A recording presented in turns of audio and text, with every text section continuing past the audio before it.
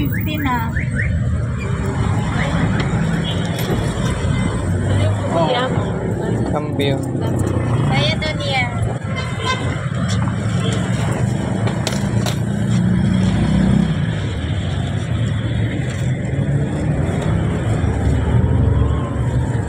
Duration, 26 minutes 35 seconds. Distance, 5 kilometers. 141 calories burned. Pace, 5 minutes 18 seconds per kilometer.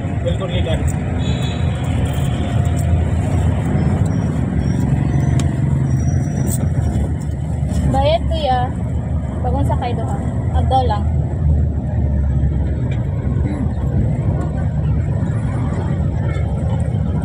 Agdaw ni 100 ba? Agdaw, welcome likan.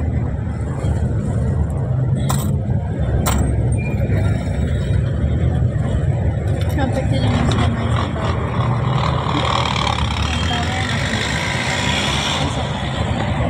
Lugar lang ko din sa tapok ha. Ano tayo ba?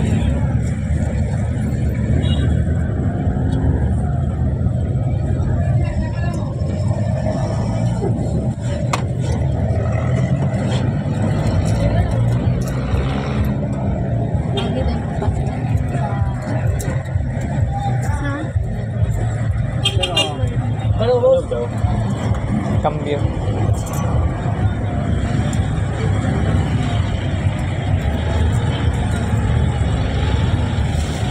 Free wifi. Free wifi. Lugar lang. Ano nga ito?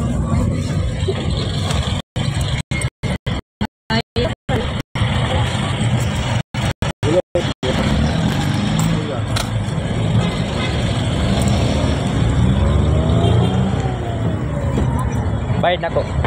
Uyang go rin. Kapit sa yung building. Nice pang building. Ako itong building na wifi.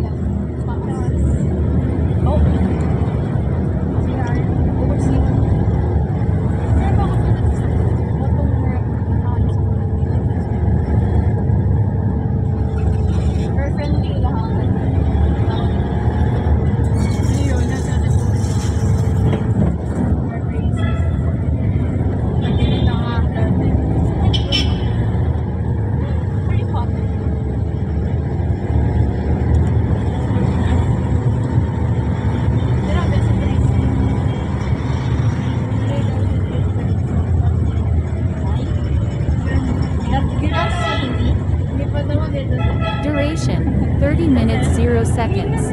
Distance, 5.8 kilometers. 164 calories burned. Pace, 5 minutes 10 seconds per kilometer.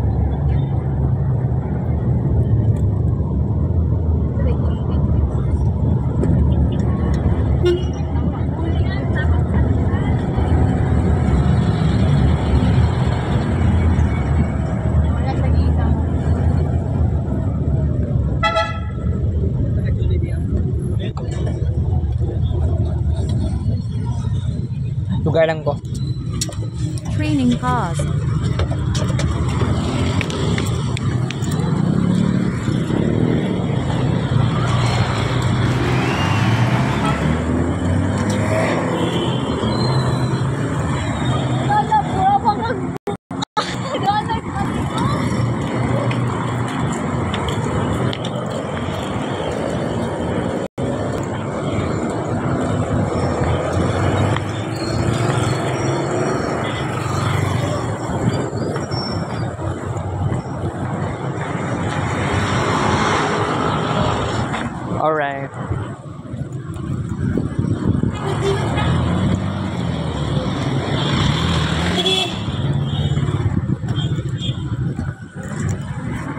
Welcome part 4 afternoon edition series, alright.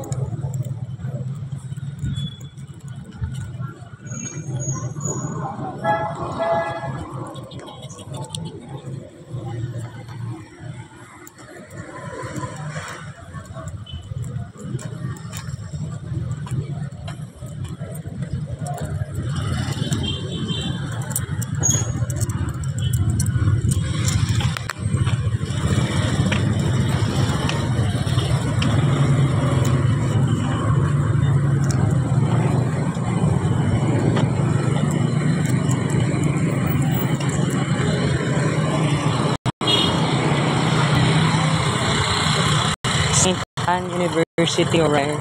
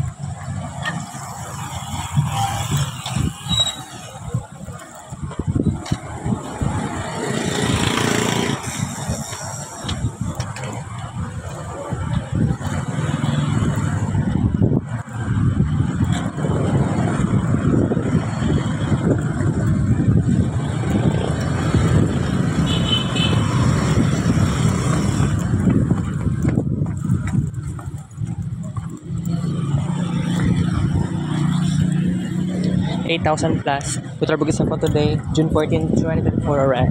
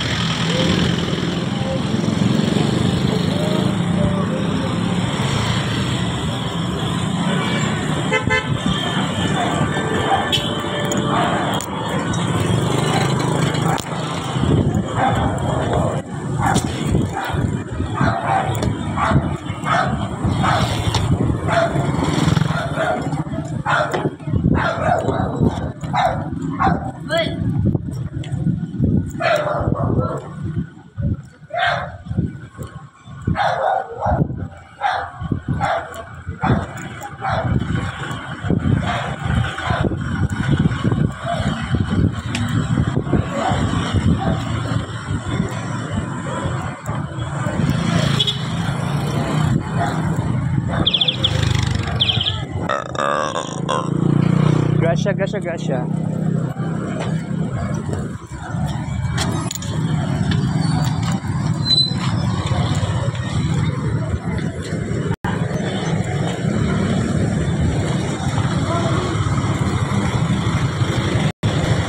Welcome Self, Barangay 22-C. Alright. Alright.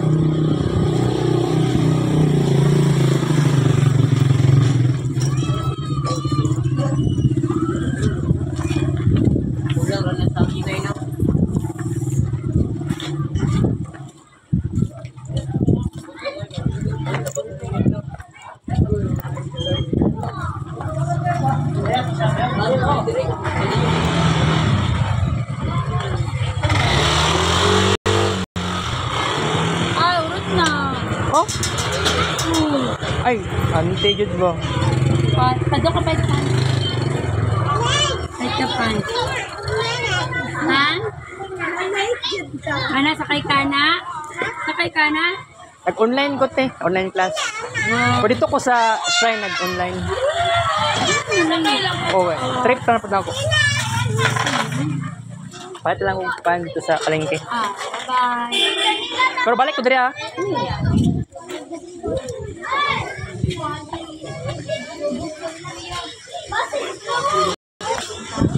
Mama, kaulan ka lang ako dugin niyo. Mama ka dyan.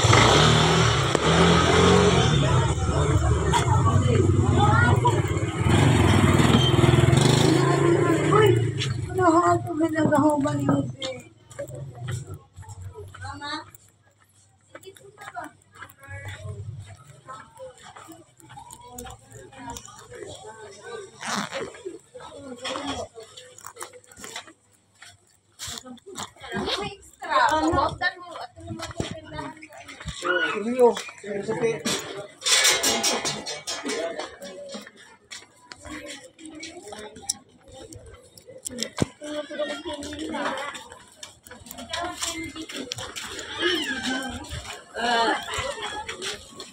Joke lang.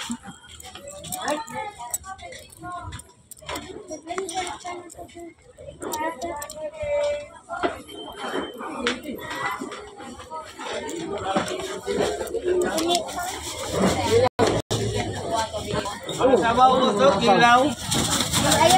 Tuhan din lang.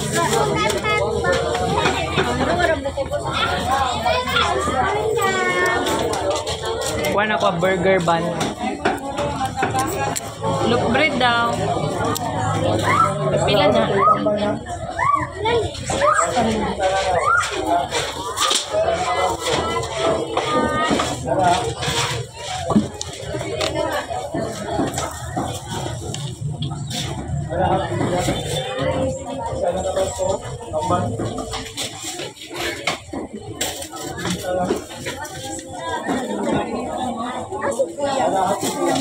Nagluto.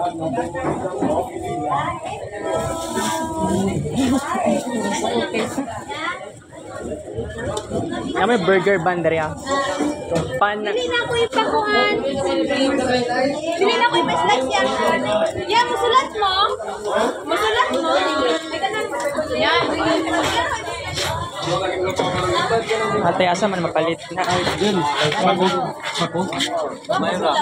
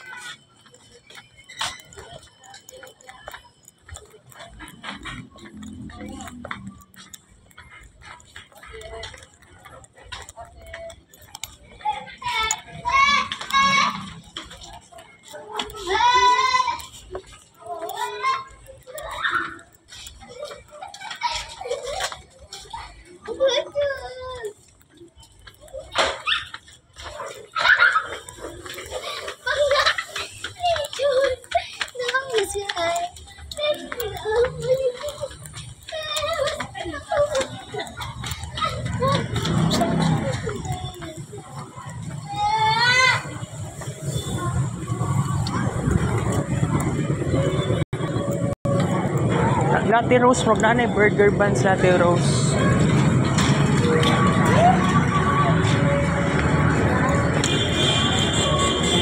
Ay, dire.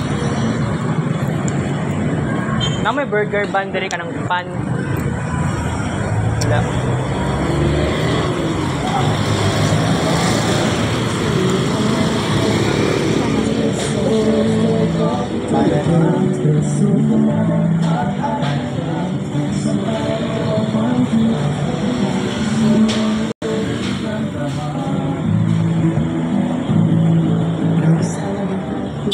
Nasa palengke ba?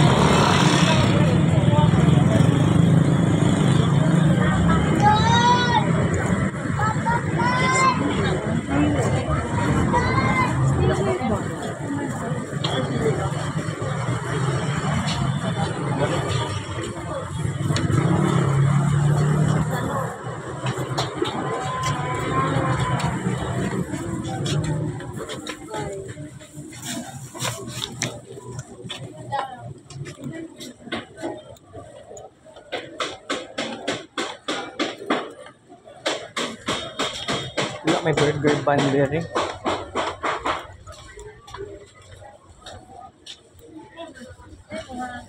May burger bun dire. 42 lang po.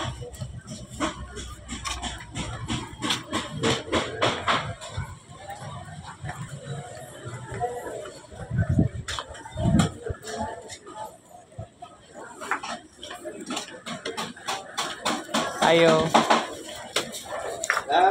Burger bun ako ate. Wala kang burger.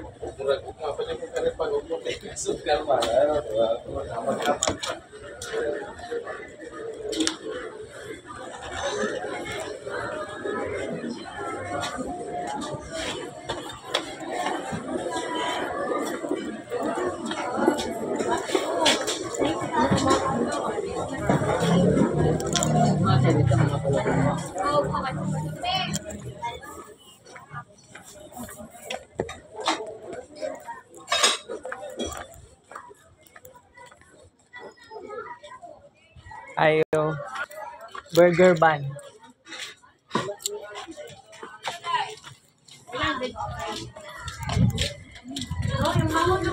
Wala man eh. Butang na pala ko sa kwanlo.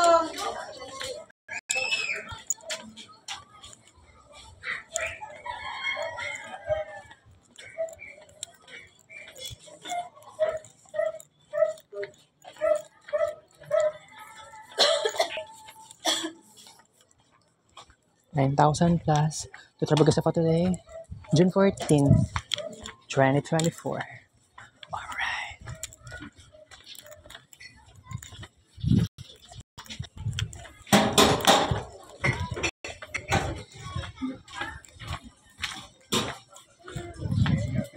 Na may burger bun dito eh. Ay, tagpilan eh. Tagpuan ko. Size dam, no? Kaya isa lang. Isa lang kabuk.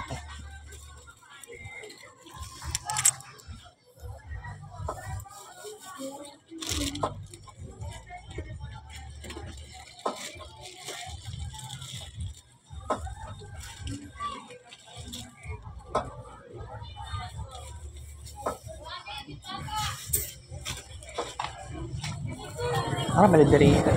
Ang naman guys. Third G. Dungagan. Bawal bayot.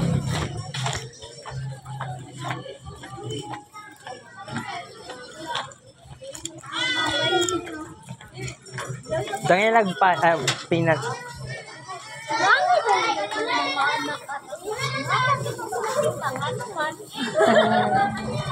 Pila na akong bayad na sa mote? 5 na lang yun. Asa ka pet pan? Oh. Gusto na kang year. Second o third. Ereg man ko. Ay, aray ko sa third. Oo.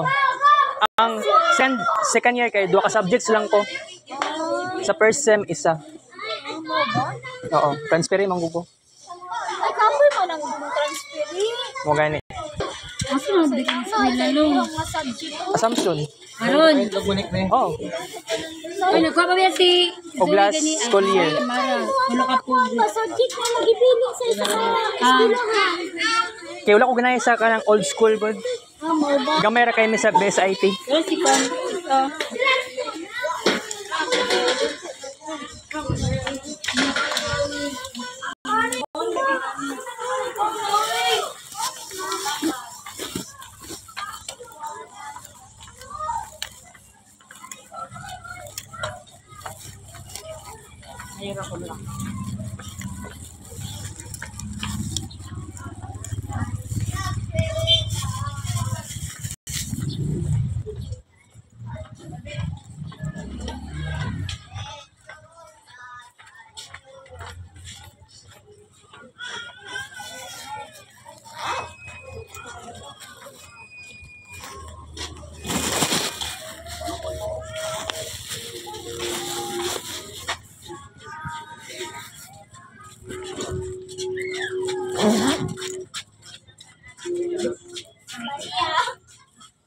Bye.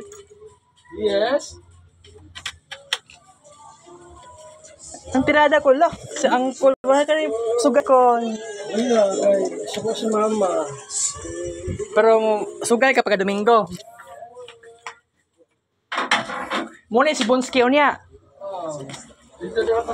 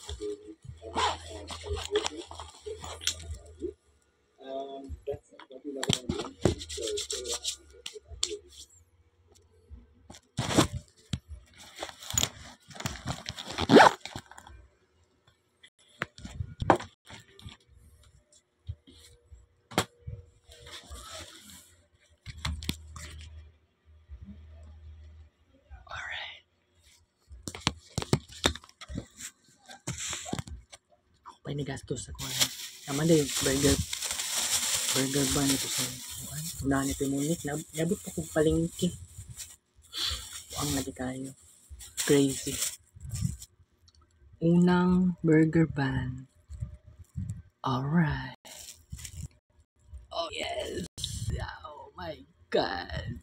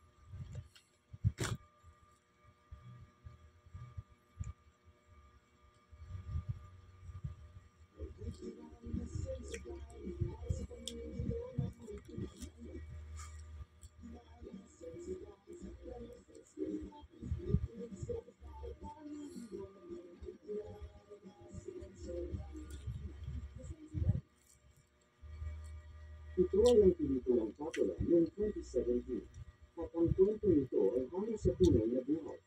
Shout out po muna kay Jose Hermosa at kay Dean Romero. Maraming salamat po. Si Henry Papalan Cherry o mas kilala bilang Papalan ay isang magnanakaw na binasa sa pagbubukas ng mga safety doors. Pagkatapos ng pagnakawan, ang isang bahay ay nagpunta siya sa isang kabaret sa siyudad ng Paris. Tinatagpo niya ang leader ng mafia na si Gina Castile. Ipinakita sa kanya ang isang lalaki na binubulti ng mga tauhan nito dahil sa pakikipag-ugnayan sa pulis. Inalaan siya na ganun din ang sasapitin kapag ipinagkamali niya ang grupo. Inirabot niya dito ang mga diamonds na ninakaw kapalit ang malaking halaga ng pera. Pagkatapos ay hinintay niya na lumabas ang kasintahang sinihet na isang dancer doon. Ibinigay niya dito ang ninakaw na kwintas at ilang piraso ng diamonds. Magkasama sila tuwing nagkamay.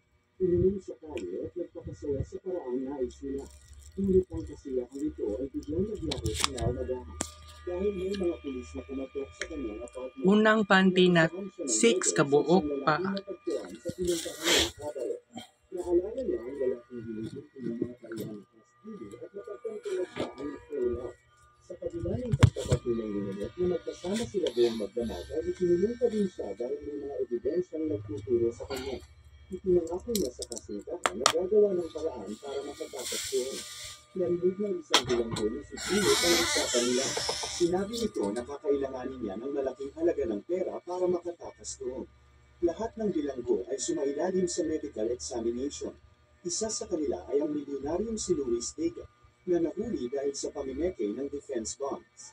Nanganganib ang buhay nito dahil pinapatay sa loob ang sinumang matunugan na may dalang pera.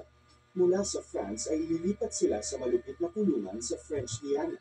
Pag natapos ang kanilang sentensya ay mananatili sila sa South America bilang mga alipin ng bansa at hindi na kailanman makakabalik pa sa France. Sa araw ng kanilang paglipat ay mapapansin ang kasikatan ni Vega.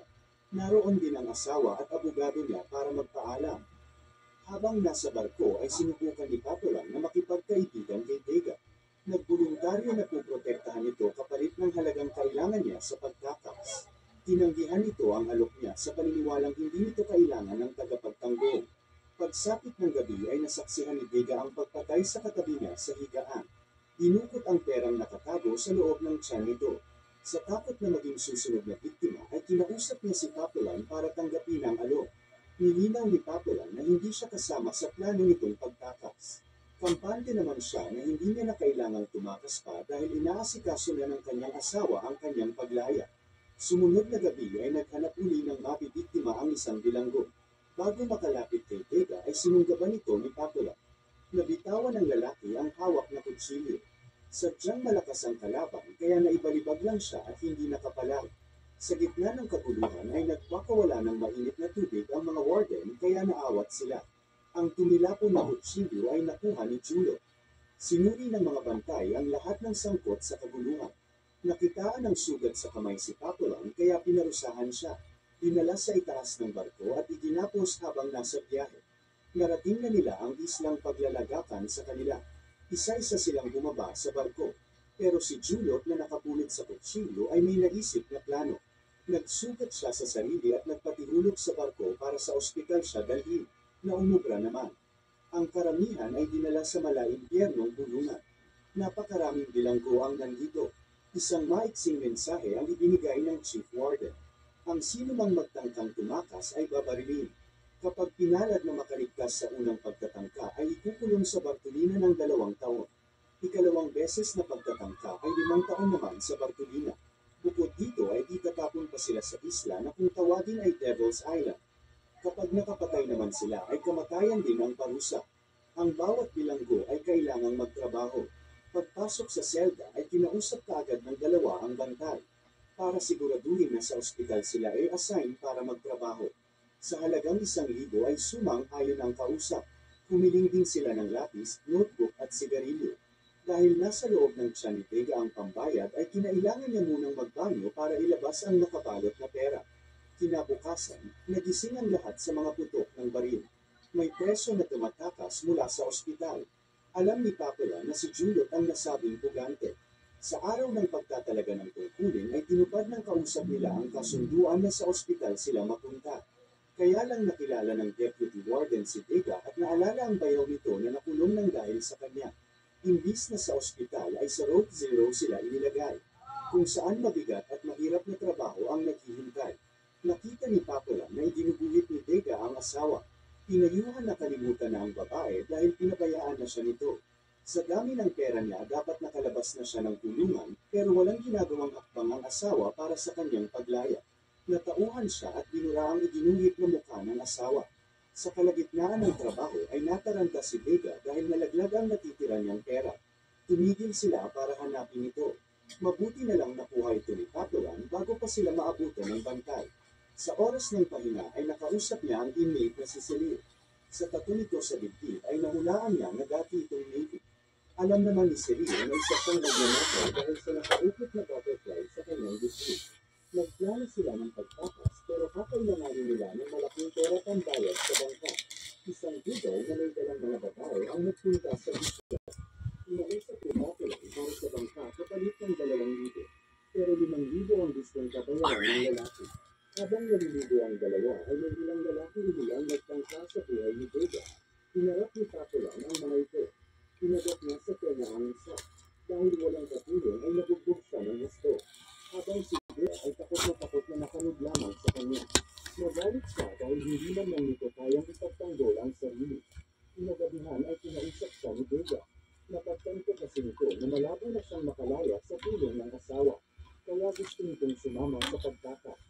Hindi pumayag si Papulan dahil magiging pabigat lang ito sa kanya. Sumunod na araw, pinuto ng lahat ng bilanggo sa labas. May isang inmate kasi ang nakatakdang hugutan.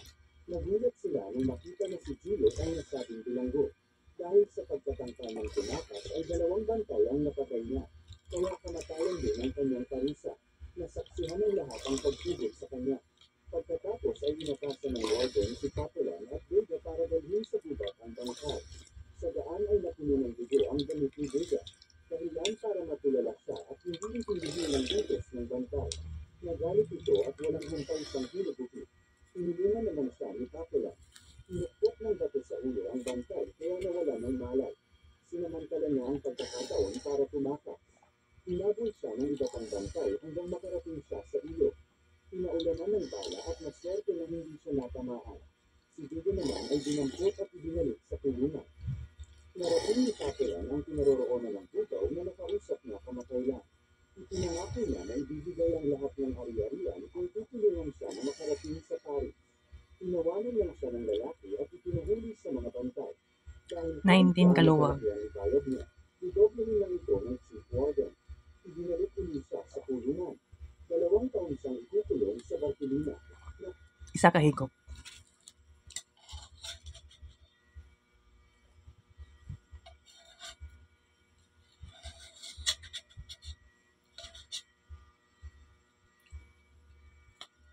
Tuwa ka luwag.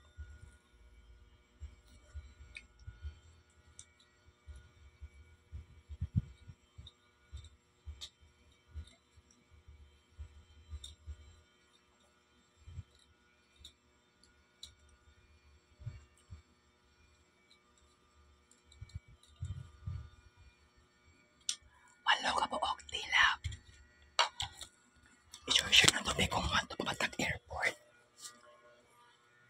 Or dili lang. Ato na ko pala yung heroin na, guys. Nagsimula ang kwento sa isang lalaking nagngangalang Hutch. Si Hutch ay isang empleyado lamang na gumagawa ng parehong gawain sa araw-araw. Hanggang isang gabi, nag-isang si Hutch.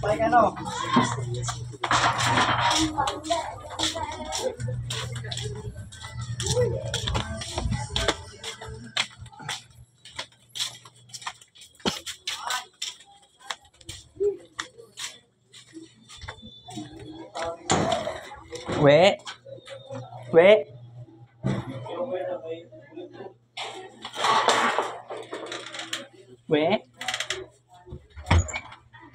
Wait na. Ano sa isda? At wala ka. Ano na mo? Ano pa mga nasyente? Siya daw. Nakagi siya dito. Springy. Oh, nagkuhan ng isda. Pero dito mga on. Sabi mo, good mo word. Alas 7 yun daw. Mamaya yun man. Kita ka mo dito kung magkakaroon ng sabi. Sige.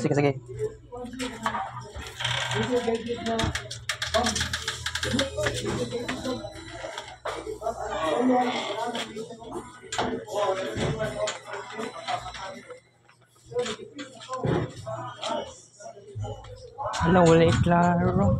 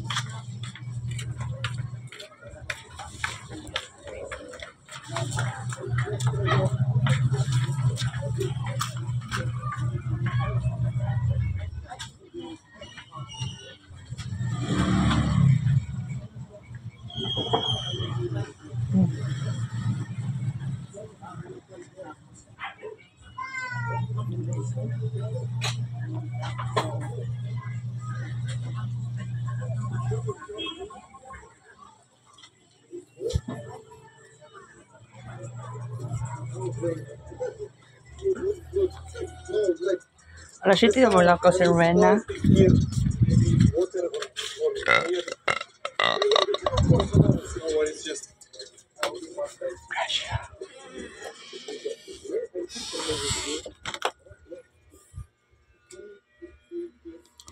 Bye-bye sa guys. Kita-kits sa Rex Vlog. Sige, 5 to 4 p.m. I-charge pa na akong cellphone doon.